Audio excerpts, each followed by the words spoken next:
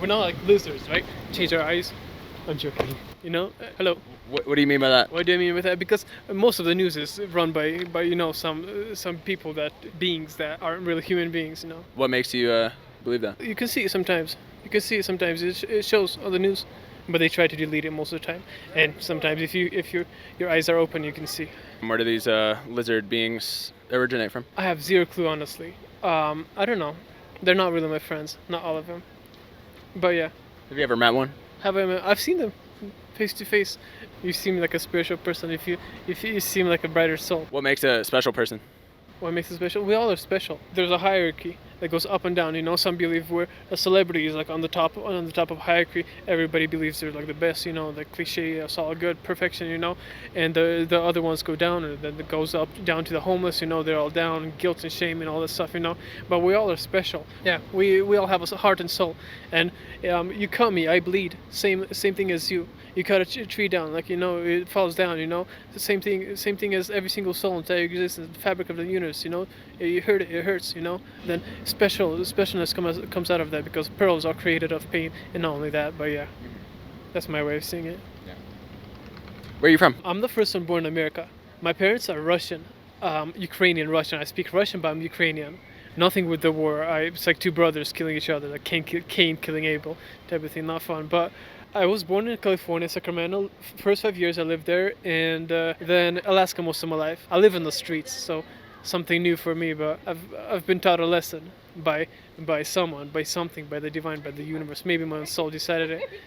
Yeah, when I was younger, like I had enough work, I had everything, good money, good everything, And then all of a sudden my health went down, and it was pretty low for like 2 years. And I stopped working, and I would live on the streets begging. At first it was shameful, and then I started learning a different lesson of life. A green leaf falls down right there, right? It's still a leaf, right? It's still fallen. It's fallen. It might be hurt. It might be ripped off. And that taught me a lesson. That we're all equal. And don't look up to someone. Do look down on someone. Equality is key. That's my way of seeing it. But it feels like the bigger the pain you go through, the more love you have for souls. The deeper you understand and empathize with everyone else. But that's my way of seeing it. I feel like I'm not from here. I feel like I came here from the heavens, from the stars. My heart, my soul yearns for it. God gave me the knowledge, the wisdom. What do you do in your free time? What do you do for fun? What do I do in my free time? In the daytimes, in the nights, I sleep in the tent somewhere. Free time.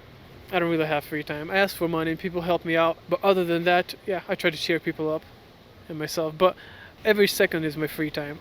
I see it from a different perspective. I don't see it as if I'm not free and then I'm free. It's as if you're saying you go to work, you're slaving off. That means you're a slave to some system, Freedom, if you love the job and make good money out of it and you enjoy it, that's freedom. And you're free, You're not a slave to anything or to no one, not even yourself.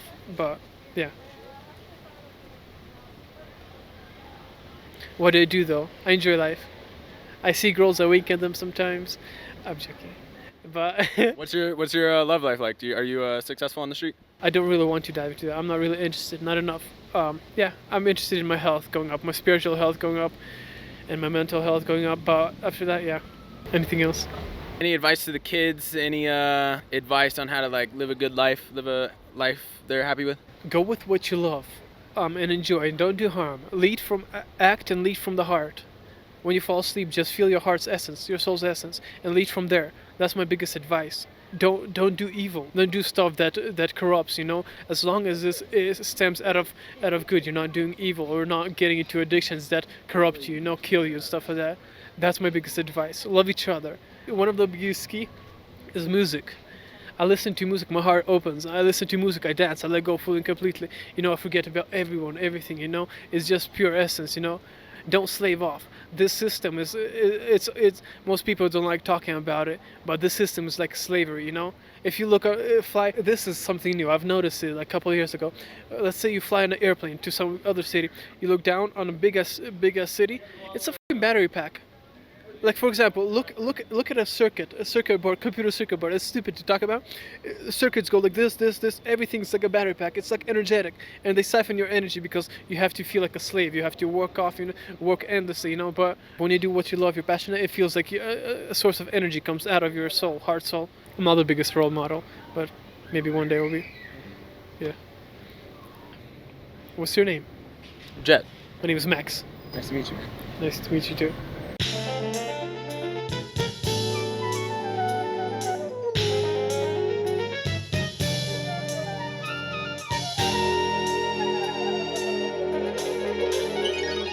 You got a favorite like move in the bedroom or anything like that?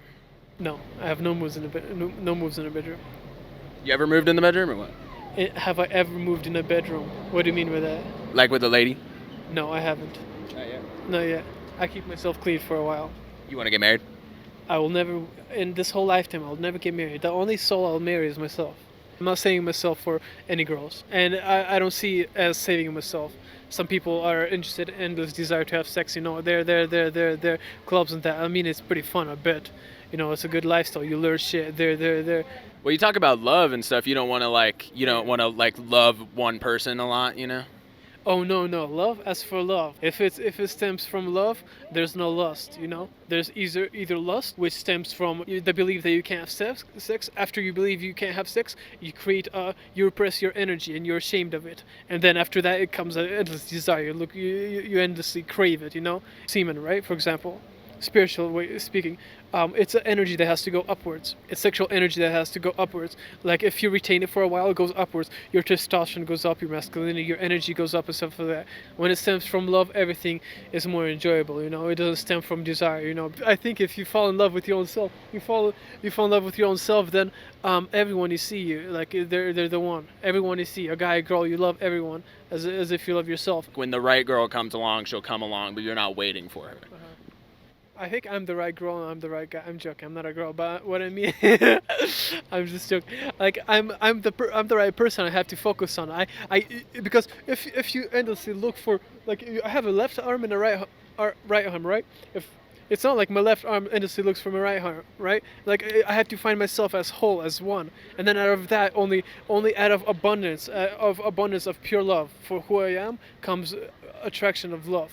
Because if you see as if there's another soul that has to fill you up, I've had that, I've been there, and it's like codependency or attachment, but still maybe love too. But at the same time, for me, I chose another path. I don't need love from this girl, this guy, But at the same time, if you love yourself enough that you don't need anyone, it comes out of a place of abundance. For example, let's say quote unquote Garden of Eden, Adam's apple. It's the truth, right? Do not change the truth. Do not pervert it. For example, you go to school. And they make you believe this is good, this is bad, you can be this, and they switch the polarities. A man is a man. A fucking oak tree is an oak tree. You don't prove to it that it's a fucking pine tree shit, You don't change that truth. You don't splice that shit, I don't believe humanity want to do so much evil. They just want to be loved. Most of us do. But what they do is they pervert the truth. They force on children to believe this is good. For a guy to be a girl is good, which you don't judge. You don't really have to judge. You don't judge. But in reality, it perverts the truth. You eat the apple. The point is need comes out of lack. But once you stem from abundance, like the Garden of Eden, like we had everything, I'm not a religious soul, but I see it spiritually too. For example, the Jacob's ladder, 31 steps, right? Our spine, right? We have 31 steps going up to our third eye, Christ is like the crystalline spiral. It has to be activated, right? The crystalline spiral. There's high vibrational souls, which is our sexual energy, the creative life force, which is actual creativity. It's a resurrection of that upwards, not downwards. But everyone sees it differently. I'm not really looking for women to have a woman, but I look at women, I enjoy. Yeah, they're beautiful. I love them. I'm not a guru at this. I'm not a spiritual teacher. I'm just Well, I'll tell you one thing. I really want to be a rock star. Since a kid, I mean it. That is my biggest thing. If I ever would be forced into marriage by my parents or by anyone, or get into a fucking contract with a girl, she said, "You promised to me," man. I mean it. Within the first 30 days, I'll hang myself like Judas off a fucking sycamore tree. What I'm not cursing. I'm not. What I mean is, I love music so much. I want to travel so much, but I love music so much. I wanna be a rock star. Music is my conversation. To me, I think it's the biggest key. There's people that are disconnected from their heart and souls, but they all love music. They all create music. Some is painful, some is even evil, but all of it is just vibration. It's like God speaking almost, But all of it reaches the hearts and souls to the essence in a way. I was listening to a guy right there, and he started singing. I wrote, "Creep" by Radiohead. He was singing a song. It was the second time I heard the song, and I almost started crying. It reached my soul. Like, it's so beautiful. God is good. Yeah, I love music. It's probably the only reason I'm alive. The only thing kept me going. You play music? I used to write music, not a guitar, nothing, just writing. Not how do you call it? Garage band or something like that. And I really loved it. I really enjoyed it. You'd get high and just write for like 5 hours at night, and then, oh shit, I gotta go work and take off. But yeah, not currently. I will though. I will. If it's either that or kill myself. I'm joking. No, that's what I mean. I love music so much. I want to be famous one day. Yeah, I'll meet you on the top. What grinds your gears, man? What makes you angry? It makes me angry when people break the freedom of will of other people, or my freedom of will. That's what grinds my gears. Whenever people, their freedom of will, their soul's freedom of will is broken, it's painful to see. And yeah. Sometimes it feels like some people need an electric chair. Like evil people. There's people that are so evil that they like, if they don't exist, it'd be better. Wrong DNA codex, whatever. Is there anyone you can think of that maybe deserves the electric chair? Not me. No, not really. Just so we can have a list, because it might happen one day. But people like you gotta make that decision. You provide the chair, I provide the list, and he brings all the people here. Is that our next podcast? No, I'm not a serial killer. I stem out of love. What do you believe, or what is your here on Earth? What is your soul mission? Like, what is your soul's desire mission? What is it for you? What do you believe? I don't know. I don't think I know yet, to be honest. But just to do something, I feel like, you know what I mean? Not to just be distracted by things all the time. I think it's supposed to stem partially. I heard it's supposed to stem partially out of passion. Like, there's a three-way link: passion, what provides to the world, and what gives you money. In a way, like when you link those three, that's what I believe. Because when you stem out of passion, you're passionate to help others. You're passionate, passion ignites passion, curiosity. I wish they'll, within a couple of years or within a couple of months, there'll be an insane cosmic shift. I can't wait. It's my biggest request, my biggest wish, biggest prayer, that all of a sudden, most souls become free. They come to life more. They start enjoying life and stop giving the power to everything around. And enjoying their own presence, their own heart's essence, not chasing money, chasing this, chasing drugs, chasing everything. They probably believe something outside of them can fulfill them more than something inside their hearts and souls. But if you feel fulfilled, law of manifestation or attraction, they call it. If you feel fulfilled inside enough, it comes to you. It comes naturally, organically. That's how people get rich. Celebrities are made. Yeah, that's it's the spark. It's from rock bottom. It feels like building up my house. To know that in order to be fulfilled, you have to be fulfilled inside your heart and soul, without anyone feeding it. Attention-wise, without any money, without any food, sugar, McDonald's. That's what. Yeah. Do you have any vices? Do I have to who exactly? To Putin, Trump? What is vice? It would be like a habit or specifically a bad habit, something that you wish you didn't have, but you like smoking would be an example of a vice.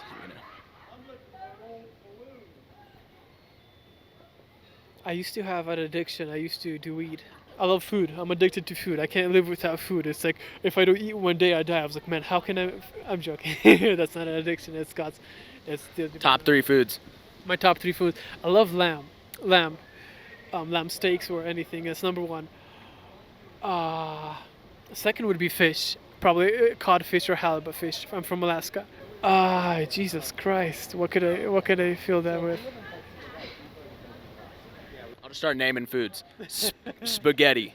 Are you gonna have more people here? Are you gonna invite anything here? Yeah, maybe. This is actually quite an interesting episode of the podcast because we would normally have like 3 or 4 people on at this point. So this is the longest interview we've done in the show's history. So how do you feel about that? Pretty good. I like it. I've since a kid I was barely social. Sometimes around friends I was, but lately, yeah. It's interesting. I mean, it's admirable, because I think you do a lot of thinking. You do a lot of writing, I think, as well. I can tell. So like you got things you think about, and you're like busy in your head. People are always distracted, and they don't know what they think about things. Do you know what I mean? Yeah. I wish I could master that more. Some people just bounce around their thought space, and yeah, it's all from the heart for me. And once you're present, you don't really have to think. I'm bad at it. Lately, I'm getting better, but I'm learning. Yeah, I'll get there. I wish I had more friends like you guys. Yeah. What makes a good friend to you? Nothing. Everything. It's their heart and soul essence. Once when you see a soul walking around and you feel their energy, they feel their love, and it's not about if you talk with each other. It's not about that. It's just It's just if they love humanity enough, to give, as long as it comes from the heart and soul, out of presence, out of love for everyone. Everyone could be a friend. Whenever you take, it's kind of death, because you focus on desire, you focus on what you don't have and not what you have, not an abundance, and it's a downward spiral, and you believe that something else outside of you is supposed to fulfill it, like a person, a friend, a soul, a soulmate, a girl, a girlfriend is supposed to fulfill you. Are you ending it now? Yeah, it's a great note to end on, man. Yeah, I appreciate you. Can I have two more minutes to say something? I love you guys. It's good talking to you. I'll probably never see you again. Maybe I'll be famous one day. But every single one of you, every language, every tongue, every creed, every soul, I love you guys. Thank you for living, and thank you for existing. Even if it's hard, even if it's painful, even if sometimes you want to end your life, or sometimes it's too hard, or want to hurt someone, or even yourself. Yeah, keep going. Don't push yourself down. If you do something, if you flunk out on your own belief systems of what you like, if you believe something is bad and you still do it, if you follow that, don't push yourself lower into guilt and shame. Accept that. Just love yourself enough. Say, okay, I got, and step on a solid rock and just go. Keep going. Like, don't stop.